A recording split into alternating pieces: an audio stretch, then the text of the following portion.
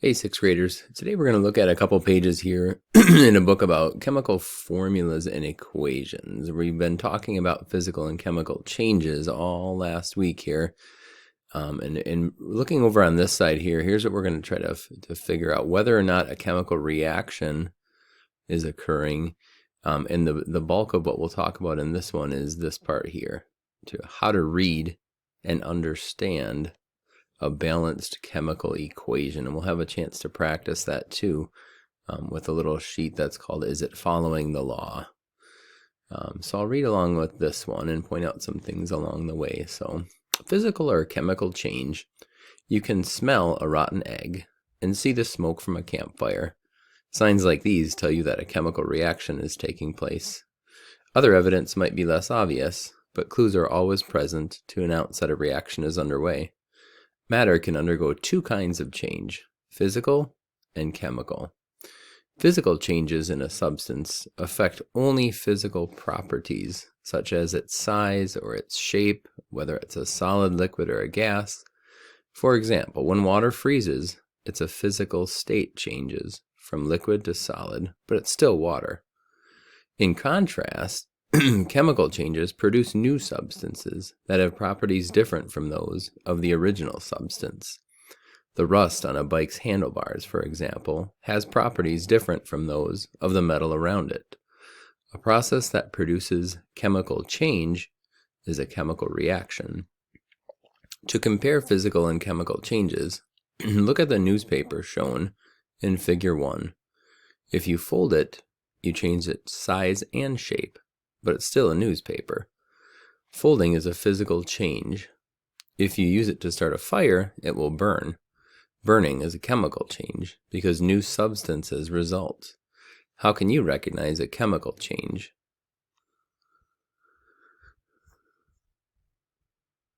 All right, we'll look at the next page here too. Chemical equations. To describe a chemical reaction, you must know which substances react and which substances are formed in the reaction. The substances that react are called reactants. Reactants are the substances that exist before the reaction begins. The substances that form as a result of the reaction are called products. Much like in math class, boys and girls, when you multiply two numbers together, say 3 times 4, those are the two numbers that you're using to begin. You're starting with that, and then the answer to a multiplication is called a product. That's what you get in the end. In that case, it would be 12. When you mix baking soda and vinegar, a vigorous chemical reaction occurs. The mixture bubbles and foams up inside the container, as you can see in Figure 3. Baking soda and vinegar are common names for the reactants in this reaction. It's the things that you're starting with before the reaction happens. But they also have chemical names. Baking soda is the compound sodium hydrogen carbonate, also called sodium bicarbonate. And vinegar is a solution of acetic acid in water. These are the reactants. What are the products? Well, you saw bubbles form when the reaction occurred, but is that enough of a description? Describing what happens, bubbles tell you that gas has been produced, but they don't tell you what kind of gas. Are the bubbles of gas the only product, or do some atoms from the vinegar and baking soda form something else? What goes in the chemical reaction can be more than what you see with your eyes. Chemists try to find out which reactants are used and which products are formed in a chemical reaction. Then they can write it in shorthand form called a chemical equation.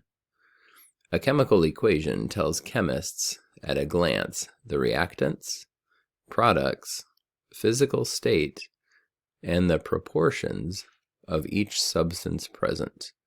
It's very important, as you'll see later.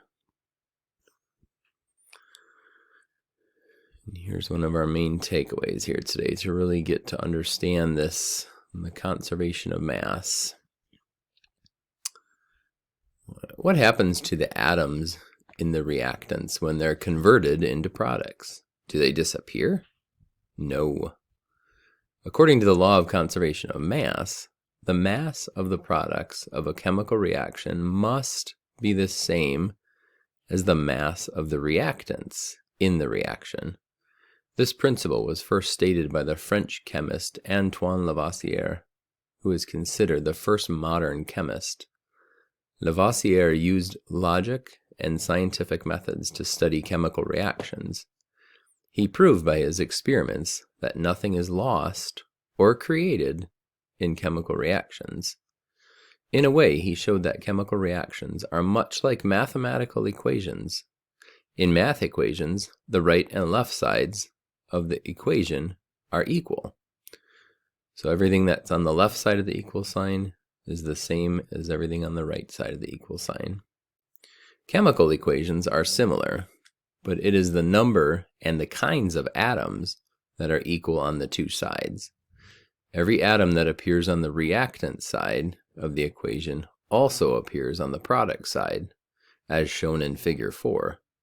Atoms are never lost or created in a chemical reaction.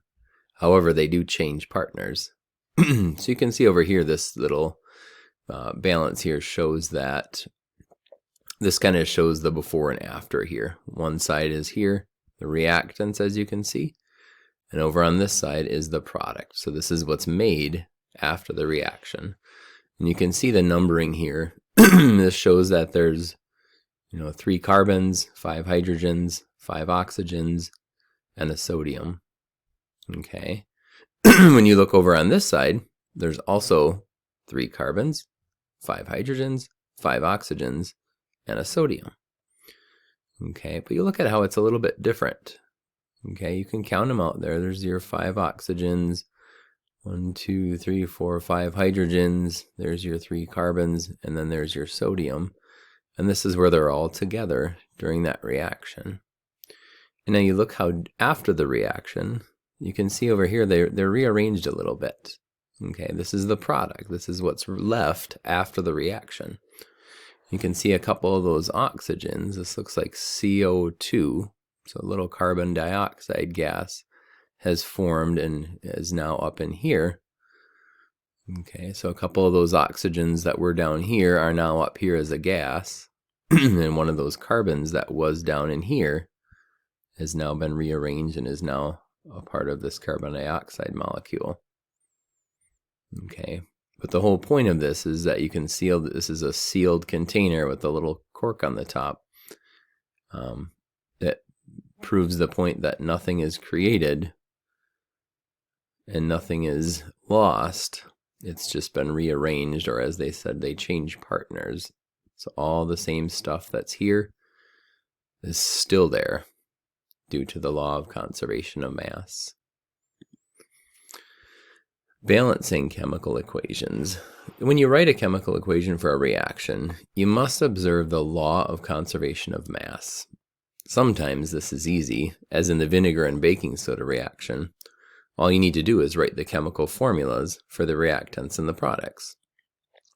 It shows that when you count the number of carbon, hydrogen, oxygen, and sodium atoms on each side of the arrow, you'll find equal numbers of each kind of atom. This means the equation is balanced. Not all chemical equations are balanced so easily. For example, silver tarnishes, as in Figure 5. Okay. When it reacts with sulfur compounds in the air, such as hydrogen sulfide, the following unbalanced equation shows what happens when silver tarnishes.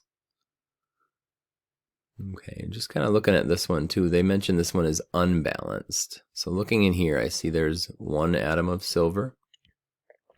The little subscript 2 means that I have 2 of these hydrogens. And then there's just an S, so there's your sulfur. Now this is kind of like your equal sign in math. This is showing that here's the before. These are the reactants. And then the reaction happens, and now we have the product on this side.